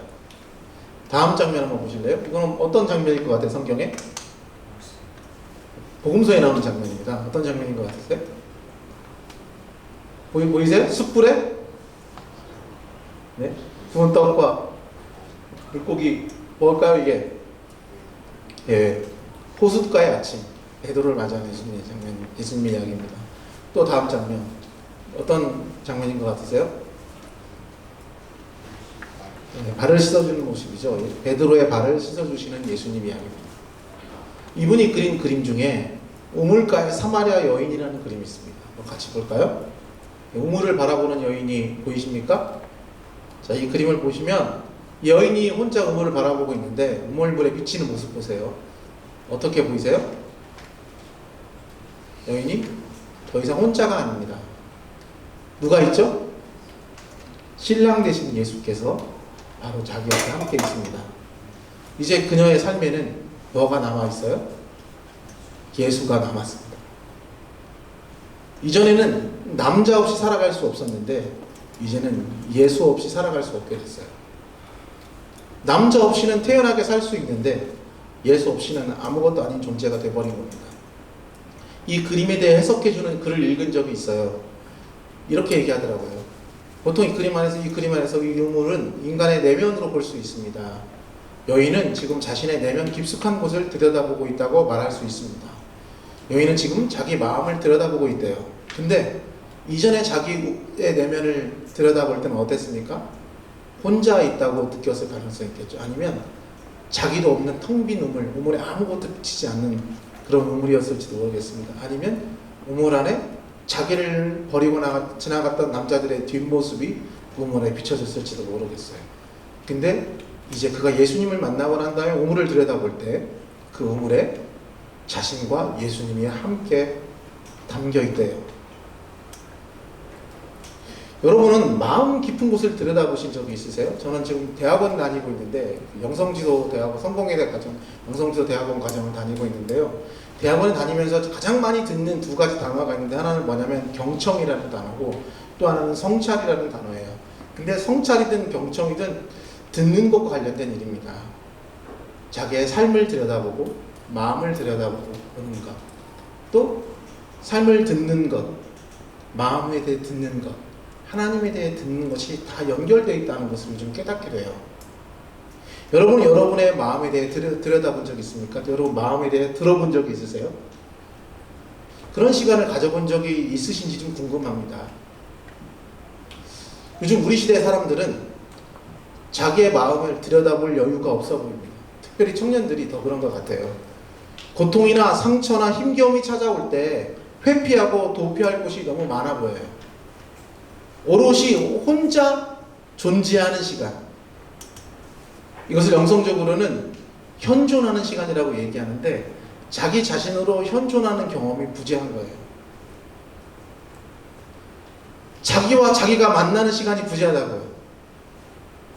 오롯이 혼자서 가만히 자기 자신을 들여다보고 자기의 아픔이든 자기의 마음의 힘겨움이든 또 마음의 즐거움이든 그런 상황을 샅샅이 살피거나 그런 마음과 같이 머물러서 그 마음을 들여다보는 시간이 절대적으로 부족하다는 거예요. 힘들면 어떻습니까? 우리는 바로 핸드폰을 켭니다. 유튜브를 보거나 쇼츠나 릴스를 봐요. 아파트 이런 거 보는 거죠. 어디서나 핸드폰을 꺼내서 게임을 하기 때문에 오롯이 혼자 있을 시간, 자신과 만날 시간이 부족하다는 얘기입니다. 어떻게 생각하세요? 공감하세요? 오롯이 혼자 있으면서 자신에게 집중하는 시간이 없어요. 생각합니다. 어떤 경험은 너무 소중해서 아무리 시간이 많이 지나도 잊혀지지 않는 그런 경험이 있죠. 나보다 훨씬 큰 존재 앞에서 압도되는 경험이 그렇습니다. 저는 이전에 가족들하고 스위스를 다녀온 적이 있는데 그때 그 대자연이 펼쳐 보이는 풍경 앞에서 황홀감을 느꼈던 기억이 있습니다. 꽤 오래전 얘기인데 아직도 선명해요. 그 기억이. 너무 강렬한 경험이어가지고 압도되는 경험이었어요. 그런데 그것보다도 제 인생에서 무언가에 압도됐던 강렬했던 경험이 있어요. 이 경험은 무려 30년 전에 했던 경험인데 지금도 잊혀지지가 않아요. 그게 뭐냐면 바로 여러분들처럼 사경회를 했던 경험이에요. IBF 사경회. 저는 전북 IBF 출신이거든요. 전북 IBF 있다가 나중에 충남 IBF 갔는데 전북 IBF 때 이렇게 전북대 강당에서 후생당 강당이라는 곳에서 사경회를 매년 했어요. 처음에는 되게 작게 시작했다가 점점 민원이 늘어가지고 그 큰 데서 한 5, 600명 정도 수용하는 공간에 정말 나중에는 그 5, 600명이 꽉 찰 정도로 그 공간에 이제 IBF 애들만 온 게 아니라 기업별 청년들까지 모여가지고 그 공간이 꽉 찬 적이 있습니다. 그때 그 강당에 지금 여러분들처럼 대학생들이 빼곡히 앉아 있었어요. 저도 그때 그 학생들 중에 한 명이었습니다. 찬양을 부르고 설교를 듣는데 그 당시에 이제 김서택 목사님이라는 분 지금 은퇴하셨던데 이 목사님 설교를 매년 하러 오셨었어요. 약 제 기억이 맞다면 6년 연속 오셨어요. 이분이. 처음 제가 그분 설교를 들을 때 그때는 제가 대화가 됐으면 믿었으니까 무슨 말인지를 못 알아듣고 중간에 뭐 뛰쳐나가고 그랬어요. 설교 너무 지루해가지고 너무 길고 막. 근데 이제 점점점 제가 그 설교를 들어가고 하나님을 만나는 경험이 생겨나면서 이제 설교에 이렇게 빨려든 거예요. 제가 못 잊는 경험은 어떤 거냐면 여러분 그런 경험 혹시 해보신 적 있으신지 모르겠어요. 모두가 완전한 그 몰입에 빠져가지고 개미 한 마리 지나가는 소리 들리지 않을 정도로의 고요함. 모두가 선포되는 하나님 말씀에 빠져들어요. 그 500명 정도가 보였는데 말씀이 선포되는 현장에 진짜 하나님이 여기 우리와 함께 계시는구나 라는 압도감을 확 느끼는 거예요. 그래서 이 말씀을 듣고 사람들이 이미 말씀을 들으면서 기도 시간이 오기만을 기다리는 거예요. 빨리 하나님께 할 얘기들이 막 가슴에 차오르는 거예요. 이게 막 말씀을 듣다가 하나님께 쏟아내고 싶은 얘기가 막 점점 차오르는 거예요. 그래서 막 함께 기도하겠습니다. 그런 순간 막 하울만 울기 시작해요. 사람들이 말씀에 빠져들어가지고 곳곳에 사람들이 막 무릎을 꿇기 시작해. 의자에 앉아 있었는데 막 곳곳에 막 사람들이 무릎을 꿇고 막 손을 들고 막 기도를 하기 시작해요. 그리고 난 다음날 DPM에 막 20명, 30명씩 모였어요. 제 아침 DPM 7시에 있거든요, 학교에서. 아침 7시에 저희 학교 외곽에 있었는데 사람들이 와서 기도를 하기 시작하는 거예요. 지금도 그때 들어도 설교가 기억이 나요. 하나님의 그 영광에 압도되는 경험, 하나님의 현존에 압도되는 경험. 내가 죽기 전에 그 경험을 한 번만 더 해볼 수 있으면 너무 좋겠다. 너무 소중한 경험이었기 때문에 지금도 너무 그리운 거예요. 그런데 그런 경험을 해봤다는 사람을 여기 만나기가 너무 어렵고 그런 경험을 해보는 공동체를 만나기도 좀 쉽지는 않아 보입니다. 왜 그때는 그런 경험이 가능했는데 지금은 경험하기가 어려울까요? 하나님 말고도 저는 우리 마음을 달래줄 것들이 너무 많아져서 그런 거 아닐까 이런 생각해 봅니다. 하나님을 찾지 않아도 하나님보다 더 빠르고 손쉽게 우리를 위로해 주는 것들이 있습니다. 하나님으로부터 주어지던 즐거움과 하나님으로부터 주어졌던 안전함과 하나님으로부터 주어졌던 친밀함과 하나님으로부터 주어졌던 평안을 대신할 것들이 우리 도처에 널려 있습니다. 하나님보다 돈이 전능하다고 믿고 하나님보다 스펙이 우리를 구원해 준다고 믿고 하나님보다 유튜브가 우리가 어떻게 살아야 되는지를 가르쳐 준다고 믿는 거예요. 이전의 청년들은 저도 대학생 생활을 지금도 하고 있고 오래전에도 했었지 않았습니까? 대학생들은요 상처와 고통 이야기를 꺼낼 때 이전에 대학생들이 그 상처와 고통의 자리를 쉽게 발견했습니다. 근데 요즘은 자기 상처와 고통을 쉽게 발견하지 못하는 것 같아요. 자기의 공허함과 외로움과 슬픔과 텅 빈에 대해서, 텅 빈 마음에 대해 마주할 여유도 용기도 없어 보여요. 여러분, 이전 세대의 대학생들은 훨씬 여러분보다 많이 아팠고 공허했기 때문에 그들은 그런 걸 많이 발견하고 쉽게 발견했지만, 지금 대학생들은 그들보다 아프지 않고 공허하지 않기 때문에 그런 경험들, 그런 발견이 쉽지 않은 걸까요? 그런 알아차림이 어렵다고 생각하세요? 아닙니다. 제가 보기에는 요즘의 대학생들이 훨씬 더 아프고 더 공허해보고 더 텅 빈 마음을 가지고 사는 것 같아요. 우리나라는 OECD 국가 중에 자살률이 1위입니다. 단군 이래 최대 실업률을 자랑하고 있고요. 수많은 청년들이 우울증과 공황장애 등의 마음의 고통을 안고 살아가고 있습니다. 그런데도 그 아픔과 공허함과 외로움과 불안을 마주할 용기는 없는 거예요. 두렵습니다. 그게 없어서 발견을 못하는 게 아니라 그걸 발견하기가 두려운 거예요. 그래서 회피하고 도피합니다. 요나는 니느웨를 마주할 용기가 없어서 배를 타고 다시스로 도망했어요. 그런데 우리가 지금 마주할 용기 없어서 도망치고 있는 니느웨는 어쩜 우리 바로 자신일지도 모릅니다. 우리는 하나님으로부터도 도망칩니다. 하나님이 우리를 구원해 줄 거라고 생각하지 않기 때문에 유튜브로 도망치고요. 하나님이 우리를 구원해 줄지 않고 우리를 위로해 줄 거라고 믿지 못하기 때문에, 우리의 어려움을 해결해 줄 거라고 믿지 않기 때문에 사람들을 찾아요. 또 전문가들의 이야기를 들으려고 해요. 우리는 하나님 앞으로 다시 돌아가야 합니다. 하나님을 빼고서는 설명되지 않는 사람들이 그리스도인들이어야 되는 거 아닙니까? 하나님을 빼고는 내가 아무것도 남지 않습니다. 라고 이야기하는 존재들이 하나님 백성들이 아닌가요?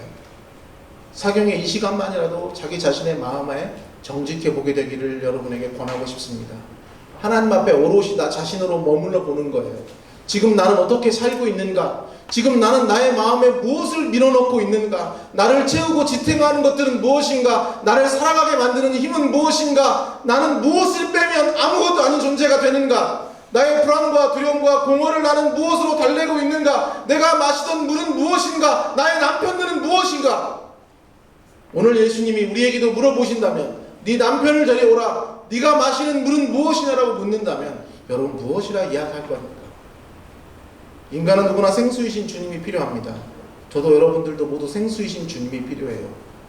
올해가 이제 거의 11월이 돼가잖아요. 이제 거의 이제 마무리 되어가고 있습니다. 여러분의 올 한 해 어떠셨나요? 이번 학기, 지난 학기 어떠셨습니까? 지치고 피곤하고 힘들고 어려운 마음으로 보내셨나요? 그 고생과 힘듦의 순간을, 그 허전하고 텅 빈 마음을 하나님으로 인해서 채워졌다고 느꼈던 적이 있으셨습니까? 여러분이 여러분의 삶에 함께 계시는 하나님의 현존을 알아차리는 순간의 경험이 단 한 번이라도 혹시 있었나요? 단 한 번이라도? 하나님의 위로라고 느끼는 순간이 정말 있었습니까? 없었던 게 아닐 거라고 저는 생각합니다. 하나님은 한 번도 우리로부터 분리되신 적이 없어요. 한 번도 우리로부터 분리되신 적이 없어요. 그래서 하는 영상가 이런 얘기를 합니다. 제가 이름이 생각이 잘 나지 않는데 그 영상가 이런 얘기를 해요. 하나님으로부터 분리되었다는 생각은 망상일 뿐이다. 하나님은 한 번도 우리를 떠난 적이 없다. 그분은 늘 우리와 함께 계세요. 늘 우리에게 말씀하시고 우리를 위로하고 우리를 돌보세요. 우리가 알아차리지 않는 것 뿐입니다. 왜냐하면 우리가 거기에 관심을 두지 않기 때문에. 오늘 여러분의 마음에 내면의 우물을 한번 들여다볼 수 있는 시간을 갖게 되면 좋겠습니다. 고요히 하나님 앞에 머물러 보십시오. 정직하게 자신에게 한번 물어보십시오. 내가 마시는 물은 무엇인가? 잠시 내 목을 축여줬지만 나는 다시 목이 말라 있지는 않았는가를 알아챌 수 있길 바랍니다. 그리고 영원히 목마르지 않는 생수에 대한 갈망이 이 시간 여러분 마음속에 자리 잡게 되길 바랍니다. 그동안 내가 마시던 물 대신 생수이신 주님을 마시게 되길, 그래서 우리가 주님으로 채워지길 바랍니다. 이 뒷얘기가 지금 또 하나 있는데 지금 시간이 괜찮을지 모르겠네요. 그냥 가도 되겠습니까? 조금만 더 될까요? 아, 나 이거 왜 이러지? 빨리 달려보겠습니다. 요한복음 3장에 보면요, 예수님을 찾아온 니고데모 얘기가 있습니다. 니고데모는 사내들인 의원으로 유대인 중 최고봉에 있던 사람입니다. 그런 유대인들을 대표하는 모습으로 3장에 등장해요. 율법을 잘 알고 종교적인 삶을 살지만 아직 새롭게 태어나지 않은 어둠 속에 머물러 있던 사람입니다. 밤의 사람이었던 그는 어둠 속에 있던 유대인들을 대표한다고 볼 수 있습니다. 반면 사마리아 여인은 사마리아 사람 중에도 가장 비천하고 열악한 환경 중에 있던 사회적 약자였습니다. 소수자 중에 소수자였던 셈이에요. 바리새인 중에 바리새인이었던 최고 종교 지도자인 유대 남성인 니고데모와 사마리아 사람 중에 가장 비참한 삶을 살고 있는 수가성 여인은 그야말로 대척점에 있는 사람입니다. 그래서 요한복음 3장과 4장은 유대 사회를 대표하는 최고봉에 있는 사람과 가장 밑바닥에 있는 두 사람의 대조를 해놓고 있어요. 산봉우리와 골짜기라고 볼 수도 있겠죠. 어떤 학자는 니고데모와 또 이 사마리아 여인을 어떻게 대조했냐면 이건 인간 대 짐승의 대조다라고 설명합니다. 그 정도로 두 사람은 극과 극에 있는 인물이라고 볼 수 있습니다. 유대인들은 자기들은 율법을 잘 지키고 아브라함의 자손이기 때문에 하나님의 백성이라고 자부했습니다. 그런데 요한복음은 니고데모에 대해서 어떻게 평가하냐면 네가 아직도 깨닫지 못하느냐, 네가 이스라엘의 선생이면서 이런 것도 알지 못하느냐라고 예수님 말씀을 깨닫지 못하는 아둔한 모습으로 소개합니다. 핀잔을 들어요. 그런데 이 사마리아 여인은 예수님께 어떤 얘기를 듣는지 아세요? 네 남편을 데려오라는 예수님 말에 여인이 남편이 없다고 대답하니까 이렇게 얘기합니다. 네 말이 참되도다. 여기서 참되도다라는 단어는 요한복음 1장에 한 번 더 등장하는데 어디에 등장했을까요? 예수님이 나다나엘에게 저 사람이야말로 참으로 이스라엘 사람이다 말씀하셨을 때 참으로와 같은 단어입니다. 여인은 예수님께 진실한 사람이라는 칭찬을 들었어요. 니고데모는 유대의 최고봉에 있는 사람이고 유대인들 모두가 존경하고 유대인들 모두가 인정하는 사람이에요. 학벌도 좋고 똑똑하고 직업도 좋고 도덕적으로 윤리적으로도 인정받는 사람이었어요. 그런데 예수님 그에게 뭐라고 얘기하냐면 너는 이스라엘 선생이면서도 그 하나님 말씀을 깨닫지 못하느냐라고 핀잔을 들었는데 이스라엘 전역에서 가장 낮다고 평가되는 이 사마리아 여인, 가장 볼품없는 초라한 이 여인에게 예수님이 뭐라고 얘기하냐면 너 참 진실하구나. 남편이 없다고 얘기하니까 그래요. 예수님이 너 참 정직하구나. 환한 대낮에 있다고 자부하던 유대인들은 누구를 경멸했어요? 사마리아 사람들을 경멸했습니다. 저것들은 인간 쓰레기들이라고 생각했어요. 그런데 예수님은 두 사람의 대조를 통해 무슨 얘기를 하고 있습니까? 이들이 쓰레기라고 보고 있는 저 사마리아 사람 저 여인은 진실하고 정직하다. 참되다. 그리고 자기들은 정말 높은 위치에 있다고 생각하고 자기는 그들보다 낫다고 생각하는 유대인들에게 뭐라고 얘기합니까? 니고데모를 빌어서 아직도 깨닫지 못하는 저 어리석은 인간들. 이런 대조를 요한복음 우리에게 보여주고 있다는 겁니다. 혼혈이라고 혼합 종교를 믿는 배교자들이라고 혐오와 멸시를 받던 사마리아 사람들을 예수님은 찾아가시고 맞아주십니다. 이 장면이 당시 사마리아 사람들에게는 어떻게 읽혔겠어요? 큰 위로와 감동을 선사했을 겁니다. 그래서 어떤 학자는 요한복음을 사마리아 사람들을 대상으로 쓴 책이라고 얘기하는 학자들이 있어요. 이 사마리아 사람들에게 이런 위로를 주신 예수님 얘기가 복음에서 여기 나오거든요. 여기만. 실제로 오늘 본문에서 사마리아 여인은 단지 개인으로만 소개된 게 아닙니다. 사마리아 민족 전체를 대표한다고 볼 수 있어요. 제가 니고데모가 유대인 전체를 대표하는 남성이라고 얘기할 수 있다면 이 사마리아 여인은 지금 한 개인으로만 등장한 게 아니라 요한복음에서 사마리아 민족 전체를 대표한다고 볼 수 있다고 지금 말씀드리고 있는 겁니다. 여인에게는 남편 5이 있었어요. 사마리아 사람들이 이 이야기를 읽을 때 당시 1세기 사마리아 사람들이 남편이 5명 있는 사마리아 여성이라는 이야기를 들을 때 이 이야기가 무엇을 의미하는지 1세기의 사마리아 사람들은 금방 눈치챘습니다. 왜냐하면 이게 사마리아 사람들의 역사 이야기이기 때문이에요. 열왕기하 17장 24절을 같이 한번 읽어보겠습니다. 혹시 여러분 가이드북에 나와 있나요? 열왕기하 17장 24절 같이 한번 읽어보겠습니다. 찾아보실래요? 열왕기하 17장 24절 읽어보겠습니다. 열왕기하 17장 24절 시작. 다시 열왕기하 17장 24절 시작.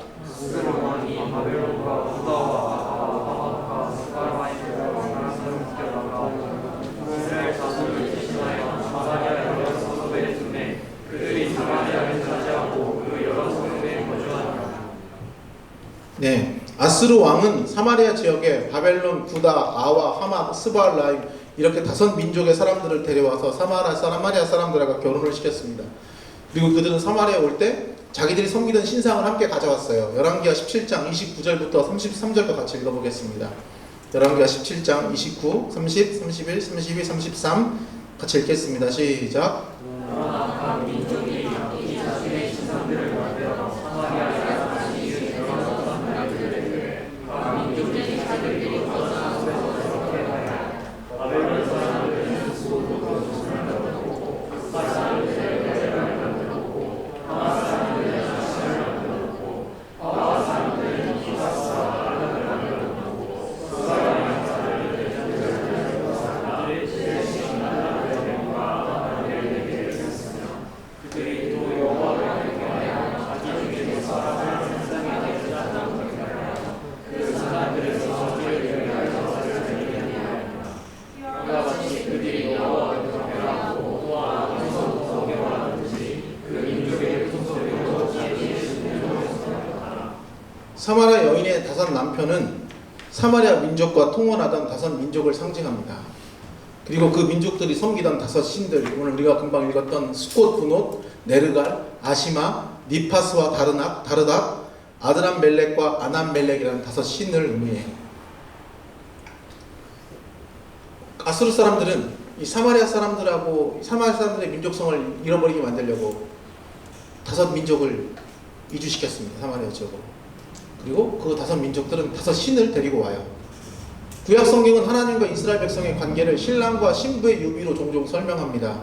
특히 선지서에 종종 등장하죠. 대표적인 경우가 호세아서입니다. 하나님을 떠난 이스라엘 백성을 음행한 아내에 비유해서 설명합니다. 이스라엘과 맺은 하나님의 언약은 부부가 맺은 언약에 비유되고는 했죠. 사마리아는 하나님을 섬겼습니다. 하지만 하나님만 섬긴 건 아닙니다. 그들은 5 이방신을 섬겼습니다. 하나님 편에서 그 75명의 다른 남편을 둔 것과 같았어요. 그런데 그런 사마리아 사람들에게 예수님은 내가 너희의 생수가 되겠다고 말씀하고 계신 겁니다. 오늘 본문의 사마리아 여인은 왜 남편을 5이나 두게 되었나요? 그녀가 음란하거나 방탕해서가 아니라고 했습니다. 생존을 위한 일이었어요. 남자들의 탐욕과 이기심에 의해 취해졌다가 버려지는 일을 반복하게 된 겁니다. 남자들의 폭력의 희생양이 되었던 것이죠. 사마리아 민족이 혼혈이 되고 혼합 종교를 가진 것 역시 사마리아 사람들의 자발적 선택이라고 보기는 어렵습니다. 그들은 힘이 없어 나라를 빼앗겼고 주권을 상실했습니다. 아수르의 폭력과 강요에 의해 이방인과 결혼을 했고 그들이 5 이방 민족을 강제 이주시켜 산당을 짓게 했습니다. 근데 그런 사마리아인들을 유대인들은 경멸했습니다. 너희는 혼혈이야. 너희는 하나님만 섬기지 않고 이방인들을 섬기는 변절자들이다. 짐승 같은 놈들 지옥의 땔감이라고 비난했습니다. 그리고 그들과 같은 그릇으로 물도 마시지 않습니다. 근데 예수님은 너희들에게 내가 흘러가겠다고 말씀하신 거예요. 그들과 같은 그릇으로 물을 드실 뿐 아니라 오늘 요한복음 4장 후반부에 보면 그들이 사는 마을에서 이틀 동안이나 함께 지내십니다. 여러분, 정죄는 쉬워요. 하지만 이해와 수용은 늘 어렵습니다. 우리와 다른 이질적인 존재들로부터 거리를 두는 게 더 편해요. 그들에게 다가가고 흘러들어가는 것보다는 그들을 배척하는 게 훨씬 쉽습니다. 저에게 가장 사랑하기 어려운 사람들은 멀리 있는 사람들이 아니에요. 저는 가까이 있는 사람들 때문에 힘들고 가까이 있는 사람들을 혐오하거나 미워하고 밀어낼 때가 많아요. 멀리 있는 사람은 왜 저러나 싶은 경우도 있긴 하지만 마음에 들지 않는 경우가 있지만 그들 때문에 제 일상이 힘들거나 제 정서가 엎치락뒤치락 정도 하지는 않아요. 그러나 가까이 있는 이들 때문에 화가 나고 잠 못 자고 속을 끙끙 앓을 때가 있어요. 제가 여러분들 때문에 잠 못 잘 일은 없을 거예요.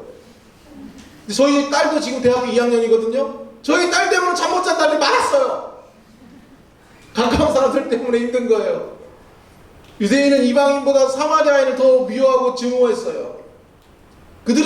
사마리아 사람들은 비록 혼혈이지만 유대인의 피가 섞여 있었고 한 하나님을 섬기고 있던 동족입니다. 비록 이방신을 함께 섬기고 있지만 그래도 하나님을 섬기고 있던 동족이었어요. 그런데 가까운 그들을 미워하고 혐오하고 블레셋 사람들보다 이방인보다 자기의 동족이었던 사마리아 사람들을 더 증오했습니다.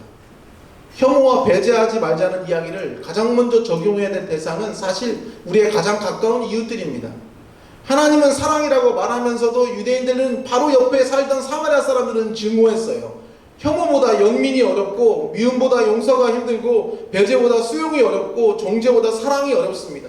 사마리아 사람들과 같은 가까운 이들을 위해 나아가자고 말하는 게 그게 어디 쉬운 일입니까? 저는 그건 하나님이 하시는 일이라고 생각해요. 내가 나아가야지 한다고 되는 게 아니에요. 여러분, 예수님이 제자들 데리고 사마리아 지역에 가셔서 이렇게 사마리아 여인을 만나는 걸 제자들이 봤어요. 그리고 제자들도 예수님과 함께 사마리아 지역에 이틀이나 머물면서 예수님이 그들을 어떻게 대하시는지, 또 사마리아 사람들이 예수님 때문에 어떻게 구원을 경험하는지를 제자들도 여기서 똑똑히 봤습니다. 근데 그들은 예수님이 승천하시고 난 이후에도 한동안 사마리아로 전도할 생각을 하지 않습니다. 사마리아 갈 생각을 하지 않아요. 언제 갔는지 아세요? 스데반이 순교하고 난 이후에야 빌립이 사마리아 지역을 향해 나갑니다. 박해가 심해지고 예루살렘을 떠나게 되면서, 그러면서 어쩔 수 없이 사마리아로 간 거예요. 그리고 빌립의 전도로 사마리아 지역 사람들이 회심했다는 소식을 뒤늦게 듣고 나서야 예루살렘에 있는 사도들이 베드로와 요한을 사마리아로 보냈습니다. 제자들도 그걸 못한 거예요. 그 사마리아 사람들의 거부감을 못 뛰어넘는 겁니다. 사람이 스스로 경계를 뛰어넘고 혐오를 극복하고 정죄가 아닌 사랑하는 건 정말 어려운 일이에요. 저는 이거 있잖아요. 성령 충만의 결과라고 생각해요. 성령이 사람들 위에 내리지 않고서는 절대로 사람들은 자기 마음속에 미움을 떨쳐내고 자기가 미워하던 대상을 막 품으려고 하고, 자기가 혐오하던 사람들, 또 이 지역의 사람들도, 우리 주변의 사람들이 모두가 경멸하는 사람들에게 긍휼과 자비를 품는 일은요, 성령이 우리 가운데 내릴 때만 가능해요. 성령은 사마리아로 나아갈 용기와 힘을 주는 영입니다. 절대로 우리는 우리의 본성을 잘 뛰어넘기가 어려워요. 우리 문화 속에 살고 있기 때문에 우리 사고는 우리 문화 영향을 받을 수밖에 없어요. 돈 하는 세상에 살면요, 아무리 우리 그렇게 안 살려고 해도 돈이 전부라는 생각을 하게 돼요, 우리 사고가. 그래서 회개라는 메타노이아라는 헬라어의 뜻이 뭐냐면 우리의 생각을 넘어서라는 뜻이에요. 그 뜻이. 그게 뭡니까? 이 사고체계, 우리 세상을 지배하는 사고체계가, 이 세상을 지배하는 이 가치와 힘을 통해서 주어진 사고체계를 뛰어넘어서 다른 생각, 다른 상상을 하게 되는 힘이에요, 회개가. 저는 지금 한국교회에, 또 우리 IBF에 다시 성령운동이 필요하다고 생각합니다. 농담반 진담반으로 다시 은사운동이 필요하다고 말하고 다니거든요. 제가 그 은사가 뭐냐면 은혜와 사랑의 줄임말이에요. 은혜와 사랑의 줄임말, 은사가 필요합니다. 성령이 임할 때 제자들은요, 유대와 사마리아와 땅끝으로 향했습니다. 혐오가 아닌 사랑이 필요한 거예요. 사랑으로 나간 거예요. 그게 성령의 능력으로만 가능합니다. 제가 말하는 이 성령운동이라는 병 고치고 예언하고 귀신을 내쫓는 은사, 뭐 그런 것도 좋지만, 이제는 제가 말하는 성령의 은사는 어떤 거냐면 사람들을 용서하지 못했던 사람들을 용서해내고, 이전에는 절대로 가까이 하고 싶지 않았던 사람들의 옆으로 나아가고, 이전에는 절대로 품고 싶지 않았던 사람들을 품어내고 끌어안는 사랑의 은사, 사랑의 능력이, 성령의 능력이 필요한 거예요. 그런 성령의 운동이 저는 필요하다고 생각해요. 성령 운동이. 그런 면에서.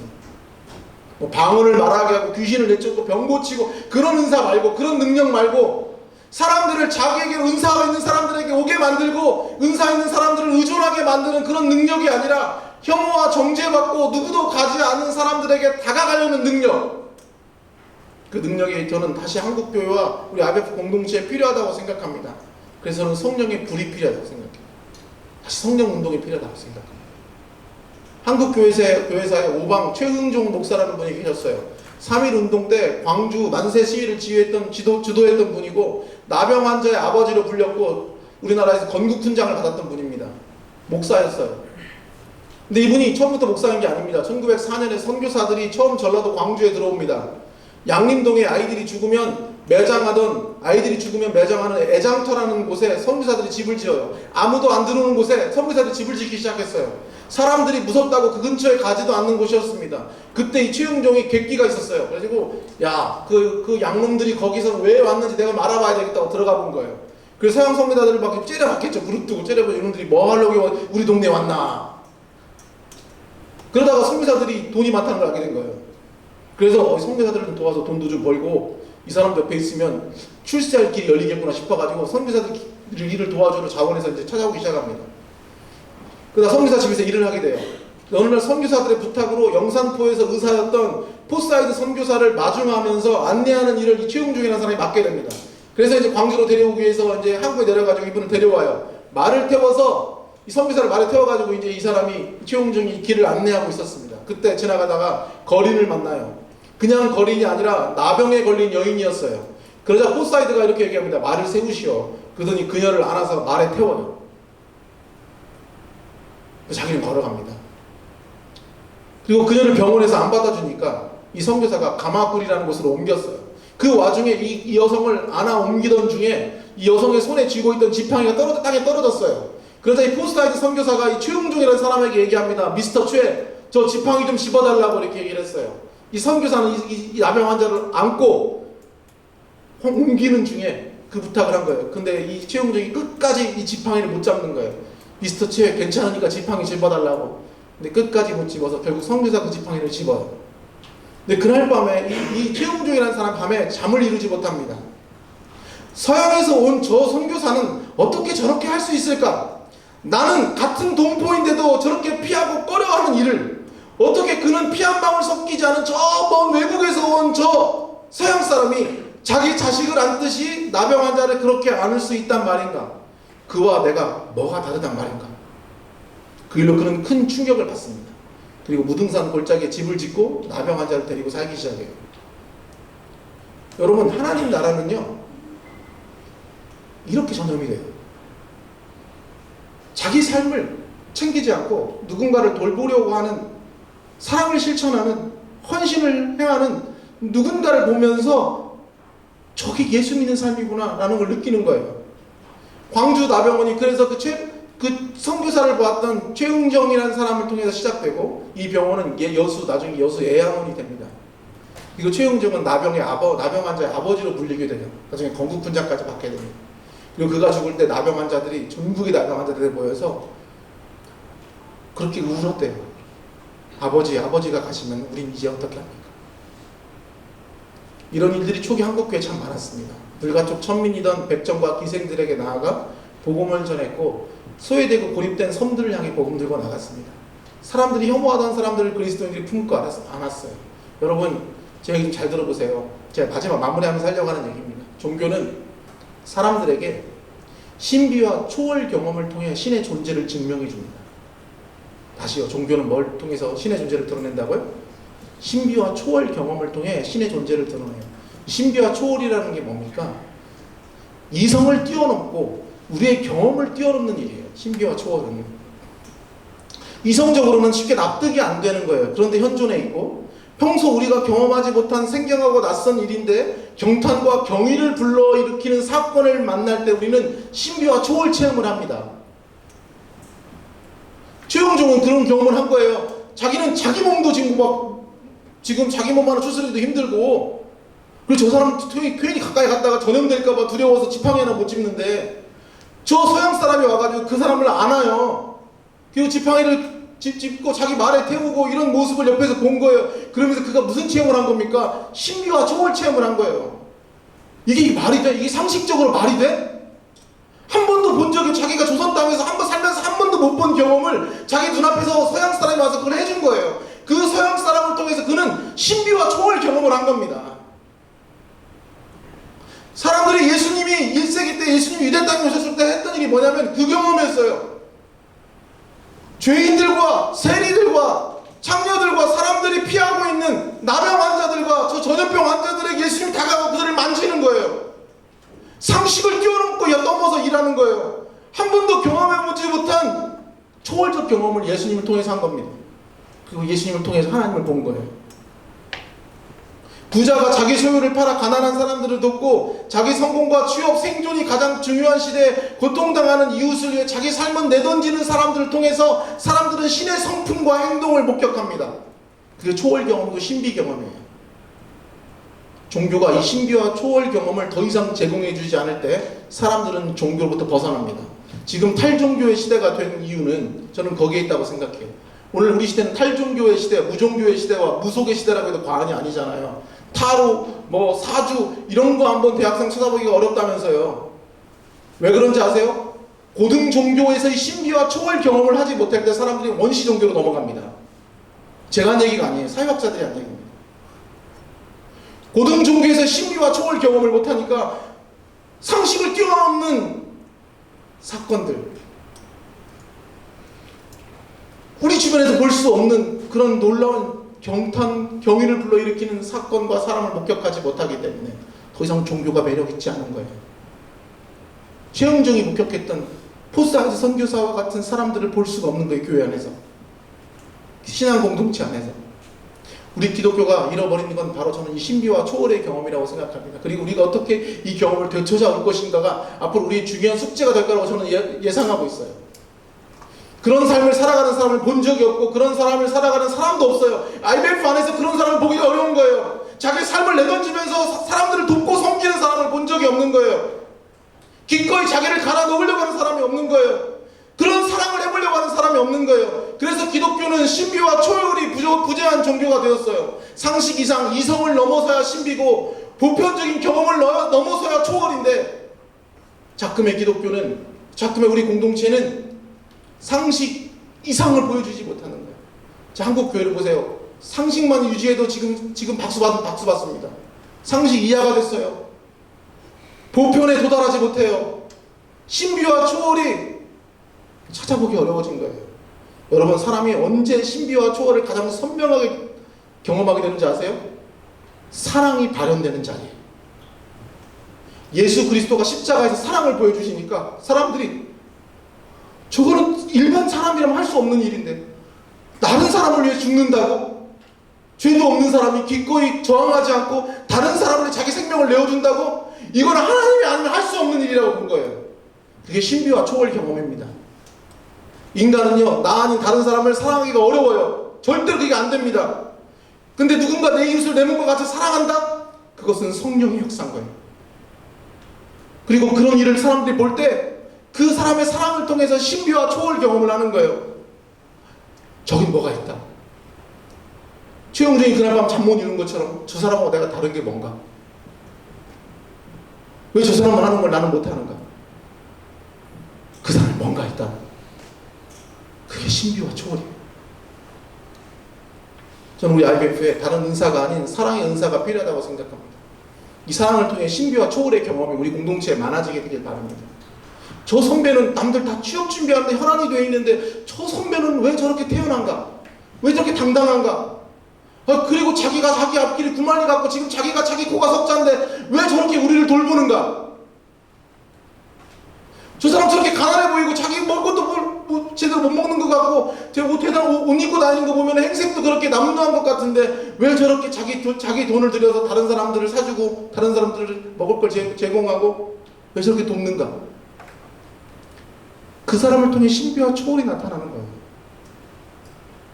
저는 우리 공동체가 이 신비와 초월의 경험을 하게 되길 바랍니다. 성령이 우리 공동체에 다시 내리게 되길 바랍니다. 성령 충만을 받기를 원합니다. 그래서 우리가 정지하고 기피하고 꺼려했던 사람들에게 나아갈 힘과 능력을 얻고 그 사랑의 용기를 가지고 실천하게 되기를 바랍니다. 기피하고 거절하고 다가가기 어렵고 사랑하기 어렵던 사람들을 끌어안는 힘과 능력이 우리 가운데 있기를 바랍니다. 멀리 있는 사람들에게는 관대하지만 가까이 있는 사람들에게 나를 세우며 살았던 사람들에게 성령의 능력이 임하게 되기를 바랍니다. 그 어느 때보다 우리에게 성령의 능력이 필요합니다. 나와 다른 사람들을 밀어내려는 우리의 본성을 거슬려 내 밥그릇만 챙기려는 나의 생존과 나의 안위만 걱정하며 살고 있던 이들에게 성령이 내려서 그들의 사랑의 영이 그들을 충만하게 하고 그들이 자기의 삶을 다른 누군가를 위해 살겠노라 결단하는 일들이 오늘 밤 우리에게도 일어나게 되기를 기도합니다. 성령의 능력이 오늘 부산 IBF에 이 밤에 임하여 우리 모두가 피차 서로 사랑하고 하나 되는, 또 사랑을 실천하며 초월과 신비를 우리가 우리 이웃들에게 나타내는 그런 능력, 그리고 그런 결심을 하는 밤이 되기를 간절히 기도합니다. 같이 제가 기도하고 마무리하겠습니다.